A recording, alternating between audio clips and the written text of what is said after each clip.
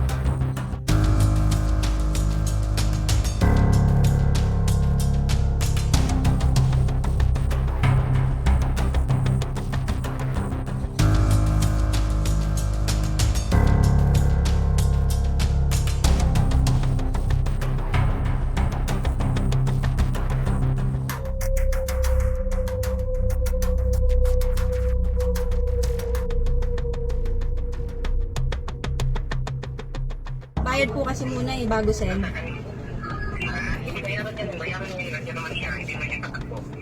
Sino po akin na pala bayad mo, te. Bayad mo, te. Akin na, te. Kunin ko muna yung bayad mo, te.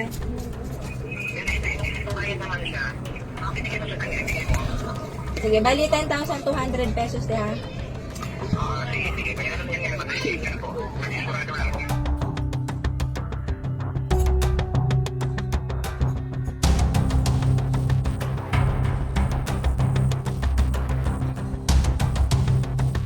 Lang sir, pag ganun sir, ano pala, di pala totoo yung sinasabi mo sir. Huwag na lang sir, kasi wala akong pera dito eh.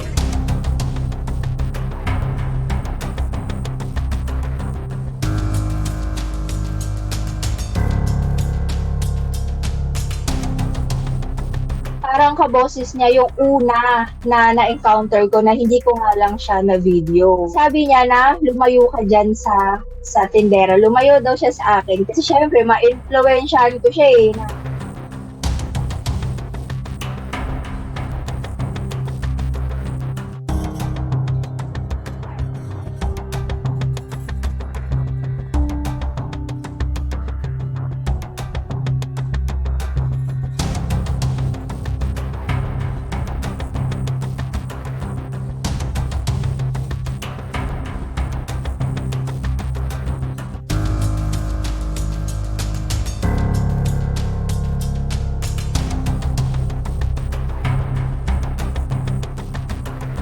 Hard-earned money mo yun.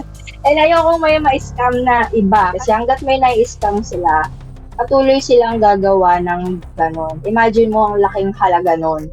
10,000 pesos ang hirap kitain. Kahit nga 1,000 eh, di ba?